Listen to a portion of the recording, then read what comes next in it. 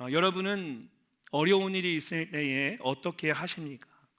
지난주에 3세 특세를 하면서 여러 가지 일들이 있었습니다. 특별히 우리 늘청 청년들이 어제와 오늘 겨울 수련회를 계획해서 진행하고 있는데, 지난 한 주간에 여러 가지 일들이 그들 가운데 있었습니다. 생각지 않았던 접촉 사고가 일어나기도 하고요, 또 순서를 맡은 청년이 갑자기 아프기도 하고, 이런 예상치 않았던 어려운 일들이 일어나는 겁니다. 요즘은 코로나 때문에 이 코로나의 기세가 너무나 세서 어떻게 될지 아무도 장담을 하지 못합니다. 근데 이런 상황 속에서 우리 청년국을 담당하시는 우리 목사님의 말을 듣고 제가 지난주에 참 하나님 앞에 감사했습니다. 그 목사님이 어떤 말씀을 하셨냐면, 하나님께서 얼마나 큰 은혜를 이번 수련회에 부어주시려고 이런 일들이 갑자기 일어나는지 모르겠습니다. 그래서 저는 기대가 됩니다. 할렐루야. 저는 그 말 듣고 너무 감사했어요. 과거의 수련회에 비하면 이번 우리 청년들 수련회는 사실은 어제와 오늘 교회에서 어디 가지 못하고 같이 시간을 보내지 못하고 특별한 예배와 또 말씀 공부로 이렇게 대처하고 있습니다. 그런데 그런 수련회이지만 그럼에도 불구하고 믿음으로 나아가는 우리 늘청의 청년들에게 하나님께서 큰 은혜를 부어주실 줄로 믿습니다. 저는 어려운 일이 있을 때면 두려워하기보다는 오히려 하나님께서 하실 일들을 기대합니다. 만약 특별한 은혜가 없으면 사단이 이렇게 이 일을 방해할 이유가 없기 때문입니다. 어려운 일이 있다라는 것은 그만큼 사단이 이 일을 주목하고 있다라는 것입니다. 그러니까 사단의 입장에서는 어떻게든 이 일을 방해하고 싶은 거예요. 내가 신앙생활하면서 어려운 일이 없다라는 것은 사실은 한번 생각해 봐야 돼요. 혹시 사단이 나를 주목하지 않는 건 아닌가? 그냥 있으나 마나하는 신앙이니까 사단은 별로 신경 쓰지 않는 거 아닌가? 반면에 내가 신앙생활하면서 또 우리 교회가 뭔가 새로운 것을 하려 할 때 하나님이 우리에게 어려운 일이 일어나면 정말 이것이 하나님이 원하시는 일인가 우리가 집중해 봐야 됩니다. 사단이 이 일을 방해하려고, 사단이 원치 않아서 더 강력하게 지금 이 일을 방해하고 있구나, 역사하고 있구나, 그런 영적인 눈으로 우리 주변에 일어나는 모든 일들을 볼 수 있어야 합니다. 그래서 저는 주의 일을 하다가 어떤 어려운 일이 일어나면 그러면 영적인 전열을 가다듬습니다. 믿음으로 싸워나갈 준비를 하는 것입니다. 요한복음 16장을 보면 예수님께서 마지막 때에 있을 환난과 핍박에 대해 말씀하신 후에 제자들에게 이렇게 말씀하셨습니다. 우리 함께 한번 읽어보겠습니다. 이것을 너희에게 이르는 것은 너희로 내 안에서 평안을 누리게 하려 함이라. 세상에서는 너희가 환난을 당하나 담대하라. 내가 세상을 이기었노라. 아멘. 예수님께서는 내가 이미 세상을 이기었노라 말씀하십니다. 그러므로 담대하라는 것입니다. 두려워하지 말고 용감하게 싸우라는 것입니다. 세상이 절대로 우리를 이길 수 없기 때문입니다. 여러분, 이 말씀을 믿으십니까? 우리 예수님께서 우리 모두를 향해서 하신 하나님의 말씀입니다. 오늘 이 말씀이 모두 믿어지시기를 주님의 이름으로 축복합니다. 지금까지 우리가 함께 나눴던 여러분 사도행전의 말씀들이 모두 이것이 진리임을 우리에게 보여주고 있습니다. 예수님의 제자들이 함께 모여 기도하는 가운데 성령의 충만함을 받았습니다. 그들이 나가서 담대히 복음을 전했고 예수님을 믿는 사람들이 생겨나기 시작했습니다. 사도행전 3장을 보면 베드로와 요한이 예루살렘 성전에 올라가다가 나면서부터 한 번도 걷지 못했던 사람을 보고 예수의 이름으로 그를 일으켜 세웠습니다. 그리고 그와 함께 성전에 들어가서 복음을 전하자 남자만 5,000명이 넘는 많은 사람들이 보고 믿는 놀라운 역사가 일어났습니다. 그런데 성전 안에 있던 제사장과 사두개인들은 그것이 너무나도 못마땅했습니다. 이 사두개인들은 부활에 대해서 믿지 않습니다. 그런데 예수님의 제자들이, 사도들이 예수 그리스도 안에서 참된 부활이 있다고 그 말씀을 전하니까 성전 안에 있던 사두개인들과 제사장들은 예수님의 제자들, 사도들이 하는 그 말이, 부활에 대한 말이 굉장히 못마땅하고 마음에 걸리는 걸림돌이 되는 겁니다. 초대교회 사도들이 그 부활을 증거하는 것으로 인해서 사두개인들이 그들을 붙잡아서 감옥에 가두고 죽이려고 했습니다. 그런데도 베드로와 요한은 그들에게 담대히 복음을 전했습니다. 나면서부터 걷지 못했던 사람이 걷게 된 분명한 표적이 있기 때문에 사도계인들도 이 베드로와 요한을 당장 어떻게 할 수가 없었습니다. 그래서 감옥에 가두어 두었다가 할 수 없이 경고만 주고 그들을 다시 풀어주게 됩니다. 초대교회 성도들은 이 일로 인해 두려워하기보다는 더 열심히 기도하기 시작했습니다. 그들은 한 마음으로 하나님이 모든 것의 주관자 되심을 선포했습니다. 또한 담대히 하나님의 말씀을 선포할 수 있도록 표적과 기사가 예수의 이름으로 일어나게 해달라고 간절히 기도했습니다. 그러자 땅이 진동하고 성령이 충만하게 임하면서 그들 모두가 담대히 나가서 복음을 전할 수 있었습니다. 우리가 지난 주일에 나눴던 말씀처럼 이후로 사도들의 손을 통해서 많은 표적과 기사가 일어났습니다. 그리고 그것을 본 많은 사람들이 믿고 주께로 나왔습니다. 이전보다 더 많은 사람들이 사도들이 전하는 말씀을 듣기 위해 성전에 있는 솔로몬의 행각으로 모였고 병든 자들이 낫는 놀라운 기적들이 일어났습니다. 자, 그러자 또 성전 안에 있던 제사장들과 사두개인들의 마음 가운데 다시 이 초대교회와 사도들에 대한 시기하는 마음이 가득해졌습니다. 그들은 다시 사도들을 붙잡아서 성전 안에 있는 감옥에 가두었습니다. 더 이상 누구도 예수의 이름을 전하지 못하도록 막은 것입니다. 감옥의 문을 두꺼운 자물쇠로 잠그고 지키는 사람들도 그 앞에 세워두었습니다. 그런데 그날 한밤중에 하나님의 사자가 나타나서 감옥에 있는 그 문을 열고 사도들을 감옥 밖으로 이끌어냈습니다. 사도들은 다시 솔로몬의 행각에 서서 생명의 말씀인 복음을 전하기 시작합니다. 제사장들과 사도계인들의 노력이 또다시 숲으로 다 돌아가 버린 것입니다. 이러한 일들이 사도행전 말씀 속에 계속해서 여러분 반복되어지고 있습니다. 그런데도 이 사도계인들과 종교 지도자들이 포기하지 않았습니다. 사도들이 성전 안에서 말씀을 전하고 있다는 소식을 듣고는 다시 성전의 경비를 맡은 사람들을 보내서 붙잡아 오도록 했습니다. 그리고는 성전 안에 중요한 일을 결정하는 산헤드린 공회라는 모임을 열고 사도들을 여러 사람들 앞에 세웠습니다. 자, 그럼에도 불구하고 사도들은 또다시 공회에 모인 사람들에게 복음을 전하고 우리가 이 일의 증인이며 하나님께서 우리에게 허락하신 성령도 그렇다라고 담대하게 선포했습니다. 그러면서 오늘 본문 말씀이 시작이 됩니다. 33절 말씀 우리 함께 한번 읽어보겠습니다.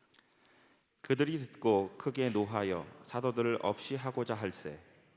그들이 듣고 크게 노하여 사도들을 없이 하고자 할 때, 크게 노하여라는 말은 신약 성경에 딱 2번밖에 나오지 않는 굉장히 강한 표현입니다. 원래 단어가 가지고 있는 뜻은 폭발하는 것, 갈기갈기 쪼개지는 것입니다. 너무 화가 나서 마음이 막 터져버리는 거예요. 마음이 막 폭발해버리고 갈기갈기 찢겨져 나가는 겁니다. 똑같은 단어가 사도행전 7장에 한 번 더 나오는데요, 스데반 집사가 복음을 전했을 때 그 복음을 듣고 그것을 거부한 사람들의 반응에 대한 것입니다. 그들이 이 말을 듣고 마음에 찔려 그를 향하여 이를 갈거늘, 이를 갈았다라는 말이 오늘 본문에 나오는 크게 노하여라는 말과 똑같은 표현입니다. 제사장들과 사두개인들이 얼마나 화가 났으면 사도들을 향해서 이를 갈았습니다.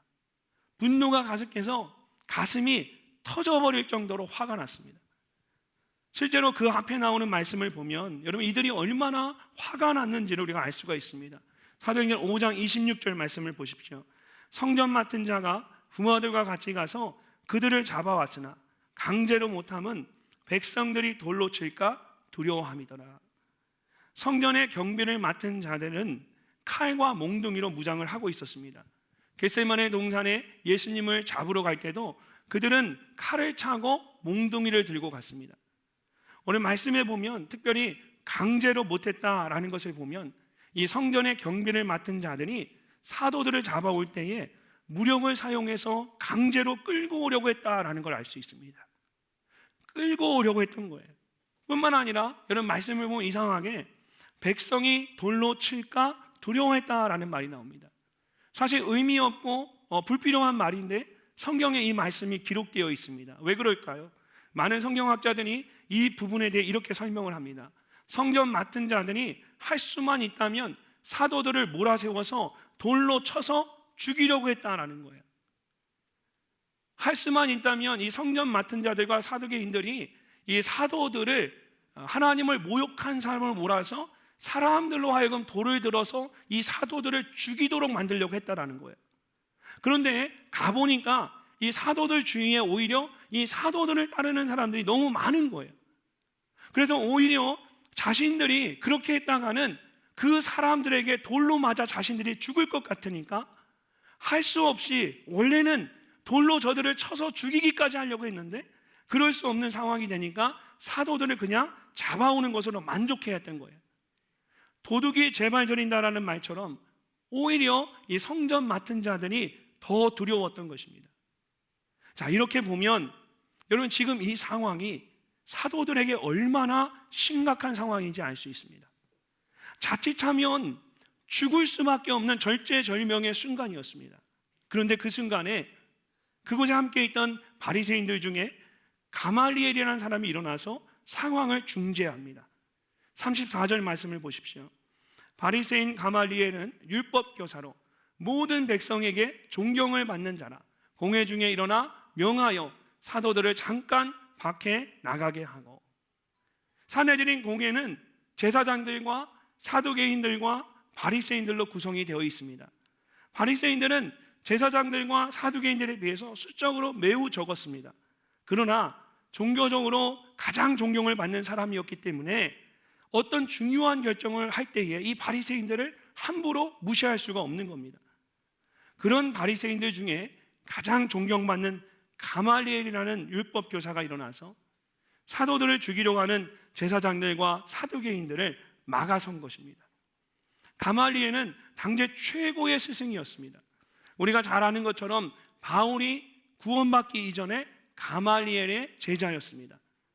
보통은 이 율법 교사들을 우리가 랍비라고 부르는데 가말리엘은 라반이라고 불렸습니다. 라반이라는 호칭의 뜻은 우리 선생님이라는 뜻입니다. 랍비들 중에서 가장 존경받는 사람에게만 라반이라는 이 특별한 호칭을 붙여준 것입니다. 이렇게 가장 존경받는 율법교사인 가말리엘이 나서서 사도들을 내보내게 하니까 아무도 그것을 반대할 수 없었습니다. 제사장들과 사두개인들이 그렇게 사도들을 죽이려고 했는데 또다시 생각지 않은 사람으로 인해서 그 일이 막혀버린 겁니다. 중단되어 버린 것입니다. 이렇듯 가만히 있어도 무너지는 사람이 있는가 하면 아무리 무너뜨리려 해도 무너뜨릴 수 없는 사람들이 있습니다. 바로 초대교회 사도들이 그런 사람들이었습니다. 왜 이런 사람들은 아무리 무너뜨리려 해도 무너지지 않는 것일까요? 여러분, 놀랍게도 그 답이 바리새인들 중에 한 사람이었던 가말리엘의 입을 통해서 드러납니다. 38절과 39절 말씀 우리 함께 한번 읽어보겠습니다. 이제 내가 너희에게 말하노니 이 사람들을 상관하지 말고 버려두라. 이 사상과 이 소행이 사람으로부터 났으면 무너질 것이요 만일 하나님께로부터 났으면 너희가 그들을 무너뜨릴 수 없겠고 도리어 하나님을 대적하는 자가 될까 하노라 하니. 아멘. 자, 가말리엘의 말은 아주 간단합니다. 초대교회와 사도들이 하는 모든 말과 행동이 사람들로부터 난 것이면 그냥 놔둬도 저절로 무너질 것이다. 근데 만약 이것이 정말 하나님께로부터 온 것이라면 우리가 아무리 무너뜨리려 해도 결코 무너뜨릴 수 없다. 그러면서 실제로 있었던 이 드다라는 사람과 갈릴리 사람 유다에 대한 이야기를 합니다. 당시의 역사적인 기록을 보면 이 드다는 기원전 6년에 많은 사람들이 따랐던 마술사였습니다. 그는 자기가 명령만 하면 요단강 물이 갈라지고 마른 땅과 같이 그곳을 걸을 수 있다라고 장담을 했습니다. 그래서 실제로 400명 정도의 사람들이 그의 주변에 모여들었습니다. 그런데 그 지역을 책임지는 장군이 보낸 병사들에 의해서 그가 붙잡혀서 죽임을 당하게 됩니다. 그러자 그를 따르던 모든 사람들이 자연스럽게 흩어져 버리고 말았습니다. 갈릴리 출신의 유다도 마찬가지였습니다. 유대 지역이 로마가 지배하는 하나의 자치구역으로 전락한 후에 이 로마가 세금을 걷어들이기 위해서 인구조사를 실시했습니다. 그때 유다라는 사람이 이스라엘 사람들을 선동해서 반란을 일으켰습니다. 오직 하나님만이 이스라엘의 진정한 왕이시기 때문에 로마의 황제인 가이사에게 세금을 바치는 것은 하나님에 대한 반역이라는 것입니다. 그래서 종교적인 감정과 민족적인 감정을 자극해서 많은 사람들과 함께 반란을 일으켰습니다. 그런데 이것도 로마 군대에 의해 진압이 되면서 유다는 죽고 사람들은 모두 흩어져 버렸습니다. 가말리엘이 말한 것처럼 여러분, 지난 시간들을 보면 모든 것을 알 수가 있습니다. 아무리 대단해 보이더라도 사람이 하는 일은 결국 무너지게 되어 있습니다. 그러나 하나님께서 하시는 일은 절대로 무너지지 않습니다. 그래서 우리는 어려운 일이 있을 때에 가장 먼저 이 부분을 점검해 봐야 합니다. 이것이 정말 하나님으로부터 시작된 일인가? 하나님이 이 일을 정말 기뻐하시는가? 그런 확신과 믿음이 있다면 아무리 힘들어 보여도 담대하게 행하는 것입니다. 마태복음 7장에 예수님께서 말씀하신 것처럼 모래 위에 지은 집은 비가 내리고 바람이 불면 결국 무너지게 되어 있습니다. 그러나 반석 위에 지은 집은 비가 오고 바람이 불어도 결코 무너지지 않습니다. 무슨 뜻입니까? 주변의 상황과 환경이 어떠하느냐가 중요한 것이 아니다라는 것입니다. 우리가 하나님 위에 서 있는가가 가장 중요합니다. 반석 위에 세운 집이 결코 무너지지 않는 것처럼 반석이 되시는 주님 위에 서 있으면 결코 무너지지 않습니다. 미국의 남북전쟁이 한창일 때에 링컨 대통령은 북군을 이끌고 노예 해방을 위해서 남군과 싸웠습니다. 하지만 남군을 쉽게 이길 수가 없었습니다. 오히려 남군에 의해서 북군이 치명타를 입고 있었습니다. 죽어가는 병사들을 바라보면서 가슴 아파하던 링컨 대통령은 이 전쟁이 사람의 힘으로 끝나지 않을 것이라는 사실을 깨달았습니다. 그래서 그때부터 그가 하루에 몇 번씩 하나님 앞에 나아가 기도하기 시작했습니다. 그 모습을 본 참모들이 링컨 대통령에게 이렇게 말했습니다. 우리도 마음을 모아서 하나님께 우리의 편이 되어달라고 기도하겠습니다. 참모들은 이렇게 기도하는 것이 링컨 대통령에게 큰 힘이 될 것이라고 생각했습니다. 그런데 링컨 대통령이 그 말을 듣고 이렇게 대답을 했습니다. 하나님이 우리의 편이 되어달라고 기도하지 말고 우리가 항상 하나님 편에 서게 해달라고 기도해 주십시오. 사랑하는 여러분, 하나님은 항상 우리와 함께 하십니다. 하나님은 항상 여러분과 함께 하시고 여러분을 한 번도 떠나신 적이 없습니다. 중요한 것은 우리가 하나님의 편에 서 있는가입니다. 여호수아 5장을 보면 여호수아가 이스라엘 백성들을 이끌고 요단강을 건넌 후에 난공불락의 여리고성을 마주하게 됩니다. 그런데 그때 그의 앞에 칼을 든 한 사람이 서 있었습니다. 여호수아가 나아가서 그에게 물었습니다. 너는 우리를 위하느냐 우리의 적들을 위하느냐? 최고의 지도자였던 모세가 죽었고 광야에서 내리던 만나도 모두 그쳤고 이제 한 번도 무너진 적이 없는 철벽의 여리고성을 맞서 싸워야 하는 여호수아에게는 누구의 편인가가 가장 중요했던 거예요. 내 편이냐 네 편이냐. 그러나 여호수아 앞에 나타난 칼을 든 사람은 누구의 편도 아니라고 말합니다. 그리고는 여호와의 군대 장관으로 지금 왔느니라 라고 말합니다. 여호수아의 편도 아니고 여리고성의 편도 아니었습니다. 그는 오직 하나님의 편에 선 사람이었습니다. 여호수아가 그 군대 장관의 말을 듣고 땅에 얼굴을 대고 엎드려 말합니다. 내 주여, 종에게 무슨 말씀을 하려 하시나이까? 여호수아는 하나님의 말씀을 들어야 한다는 것을 알았습니다. 지금 이 상황이 누가 내 편이고 누가 내 원수인지를 아는 것이 중요한 것이 아니라 정말 내가 하나님의 말씀에 귀를 기울이고 하나님의 편에 서는 것이 가장 중요하다라는 것을 알았습니다. 시편 118편 8절과 9절에서 성경은 우리에게 이렇게 말씀하십니다. 우리 함께 한번 읽어보겠습니다. 여호와께 피하는 것이 사람을 신뢰하는 것보다 나으며 여호와께 피하는 것이 고관들을 신뢰하는 것보다 낫도다. 아멘. 여러분, 어려운 상황 가운데 계십니까? 요즘 코로나가 너무 드세서 너무 많은 사람이 코로나에 확진이 되니까 누가 걸리는지 이게 참 굉장히 두려울 때가 많아요. 근데 누구든 걸릴 수가 있습니다, 지금은. 근데 여러분, 코로나나 여러 가지 어려운 환경들이나 상황들이나 사람들로 인해서 우리가 거기에 너무 마음을 많이 뺏기고 있지 않나 생각해 봅니다. 우리의 모든 생각과 관심들이 다 거기에 있어요. 근데 정말 중요한 것은 우리 주변에 있는 환경과 사람의 문제가 아니라 바로 내가 하나님 편에 서 있는가가 제일 중요한데 우리 정말 중요한 것을 놓치고 있지 않나 생각해 봅니다. 하나님 편에 선 사람은 세상에 함부로 무너뜨릴 수 없습니다. 사람과 환경에 따라 흔들리지 말고 어떤 상황 속에서도 하나님의 편에 서는 우리 모두가 되시기를 주의 이름으로 축원합니다. 하나님의 편에 서는 것이 가장 중요하다는 것을 생각했을 때 오늘 말씀 속에서 가장 안타까운 사람이 가말리엘입니다. 가말리엘은 당시의 지혜와 지식이 가장 많은 사람이었고 세상의 이치에도 가장 밝은 사람이었습니다. 그래서 사람들로부터 가장 많은 인정과 존경을 받고 있었습니다. 무엇보다 제사장들과 사두개인들을 막아서는 그의 말이 굉장히 설득력 있고 타당했습니다.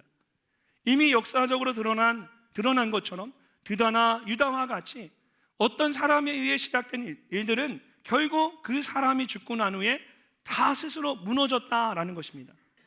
초대교회 사도들이 말하는 그 예수라는 사람도 이미 십자가에서 죽었기 때문에 그가 보통의 사람이라면 결국 이전과 같이 스스로 무너지고 말 것이다. 그러니까 굳이 이 일에 직접 관여하지 말고 조금 더 시간을 가지고 지켜보라는 것입니다. 지켜보자. 이건 얼마나 귀에 쏙쏙 들어오는 말입니까? 사람들이 듣기에 그의 말이 너무나도 타당했습니다. 그런데 성경을 보면 그가 그 말만 하고 끝나지 않습니다. 여러분 39절 말씀을 보면 그가 덧붙여서 이렇게 말합니다. 만일 하나님께로부터 났으면 너희가 그들을 무너뜨릴 수 없겠고 도리어 하나님을 대적하는 자가 될까 하노라. 자, 많은 성경학자들은 그 사람들 성경학자들이 설명하기를 수사학적으로 전후의 문맥으로 봤을 때에 앞에 38절에 있는 말씀보다 지금 이 말씀이 39절의 말이 더 강조되어 있다라고 말합니다. 가말리엘의 생각 가운데 사람의 말이면 그냥 사라질 테니 기다려봐라 라는 그 말보다는 하나님께로부터 난 일이라면 우리가 무너뜨릴 수 없고 오히려 하나님을 대적하는 자가 될 수 있다. 이것이 가말리엘의 마음 가운데는 더 가능성 있고 더 확신이 있었다라는 겁니다. 여러분, 가말리엘은 당시에 그 누구보다 현명한 사람이었습니다. 그가 예수님에 대해 전혀 모르지는 않았을 것입니다. 예수님에 대해 관심을 가지고 오히려 많은 것들을 그가 살펴봤을 겁니다. 또한 이후에 예수님의 제자들을 통해서 일어난 일들에 대해서도 그는 잘 알고 있었을 것입니다.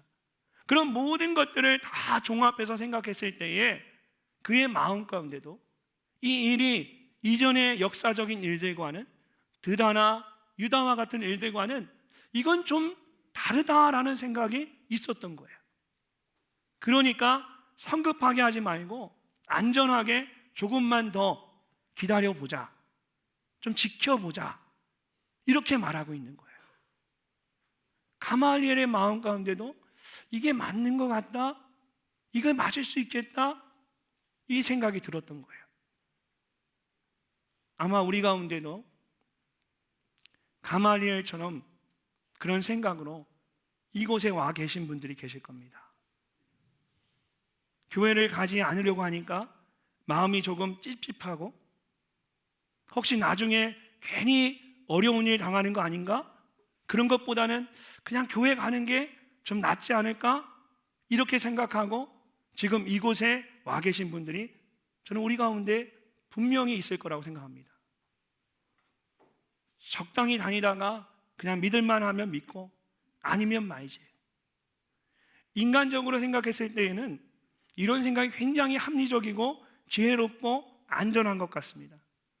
하지만 이것은 정말 어리석고 위험하고 안타까운 생각입니다. 여러분, 언제까지 내게 시간이 주어질 것이라고 생각하십니까? 언제까지 여러분의 인생이, 여러분의 생명이 여러분을 기다려줄 거라고 생각하십니까? 또한 내가 납득이 가고 믿어질 때 그때 내가 믿겠다? 여러분, 정말 이게 믿는 것이라고 생각하십니까? 그게 정말 믿는 것일까요? 사실 그것은 믿음이라고 할 수 없습니다. 내가 납득이 가면 그냥 내가 믿겠다는 것이지 거기에 믿음이 무슨 소용이 있습니까? 그것은 내가 아는 것이지 내가 믿는 것이 아닙니다. 여러분, 한번 생각해 보세요.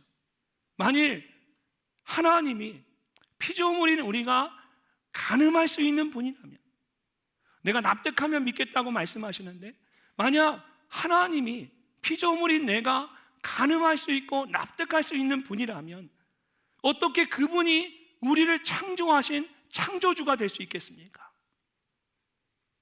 제가 한 말이 아니라 여러분 잘 아시는 아인슈타인이 한 말입니다. 최고의 과학자인 아인슈타인이 한 말이에요. 내가 가늠하고 내가 이해할 수 있는 하나님이라면 내가 그 하나님을 믿을 이유가 뭐가 있느냐? 하나님이 어떻게 나의 창조주가 될 수 있느냐? 하나님은 우리가 그냥 기다린다고 어느 순간 믿어지거나 우리의 이성만을 가지고 가늠할 수 있는 분이 아닙니다. 하나님은 우리의 경험이나 이성을 뛰어넘는 분이십니다. 하나님은 그런 분이 되셔야 합니다. 그렇기 때문에 이해해야 하는 분이 아니라 하나님은 믿어야 하는 분입니다. 그래서 믿음은 결단이라고 말하는 것입니다. 로마서 10장 10절에서 바울이 믿음에 대해 이렇게 말합니다. 우리 함께 한번 읽어보겠습니다. 사람이 마음으로 믿어 의에 이르고 입으로 시인하여 구원에 이르느니라. 아멘. 믿음은 마음으로 믿고 입으로 시인하는 것입니다. 간 보듯이 기다리고 가늠하는 것이 아닙니다. 우리 중에 여전히 가말리엘처럼 맞기는 맞는 것 같은데 그냥 조금 더 기다려보자 이렇게 생각하는 분들이 있을 것입니다. 여러분, 언제까지 간만 보며 시간을 보내려고 하십니까? 믿음은 결단입니다. 믿음으로 결단할 때 비로소 확신을 갖게 되는 것입니다. 오늘 예수님을 내 삶의 구주로 고백하고 결단하는 여러분이 되시기를 주님의 이름으로 축원합니다. 결국 사도들이 풀려났습니다. 하나님께서 가말리엘을 사용하셔서 제사장들과 사두개인들을 막으신 것입니다. 그런데 그냥 풀려난 것은 아니었죠. 40절과 41절 말씀 우리 함께 한번 읽어보겠습니다. 그들이 옳게 여겨 사도들을 불러들여 채찍질하며 예수 이름으로 말하는 것을 금하고 놓으니 사도들은 그 이름을 위하여 능욕받는 일에 합당한 자로 여기심을 기뻐하면서 공회 앞을 떠나니라. 아멘. 제사장들과 사두개인들은 사도들에게 채찍질을 하고 더 이상 예수에 대해 말하지 말라고 하며 풀어주었습니다. 여기서 말하는 이 채찍질은 율법에 나오는 것처럼 40의 하나를 덜한 형벌입니다. 육체적으로 고통스러운 형벌이고 죄에 대한 형벌이기 때문에 굉장히 수치스러운 일입니다. 그럼에도 불구하고 사도들은 전혀 그것을 부끄러워하지 않았습니다. 오히려 그렇게 채찍에 맞고 수치를 당하는 것을 기쁨으로 여겼습니다.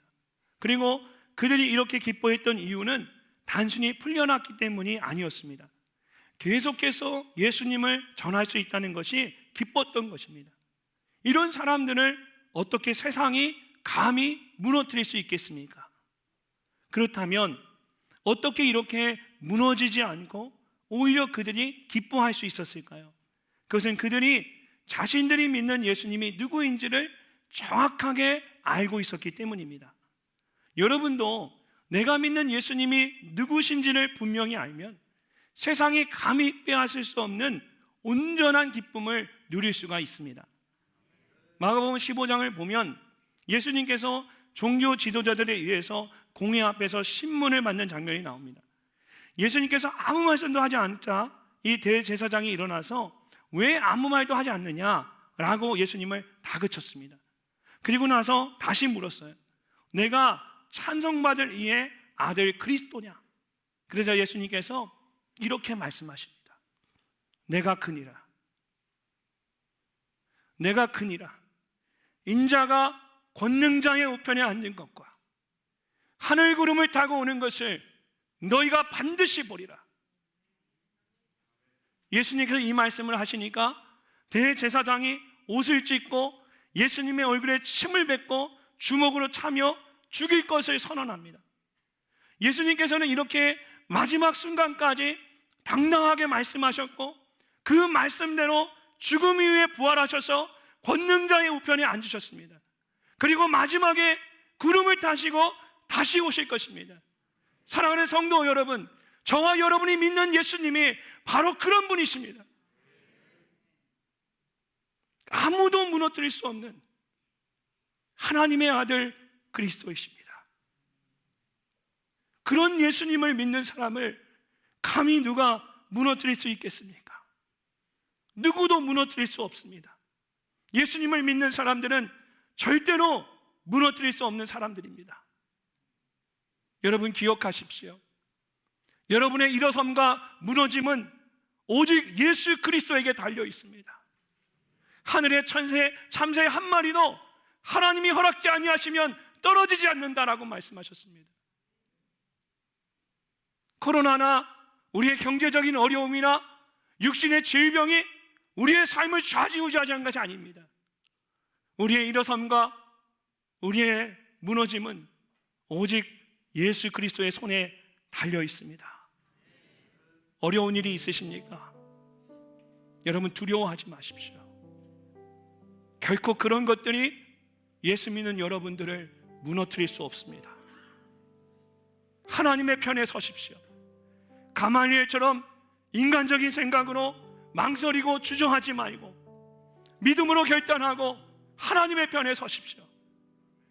이번 한 주간도 반석에 서 있는 분명한 믿음으로 세상이 무너뜨릴 수 없는 믿음의 삶을 살아가는 우리 모두가 되시기를 주님의 이름으로 축복합니다.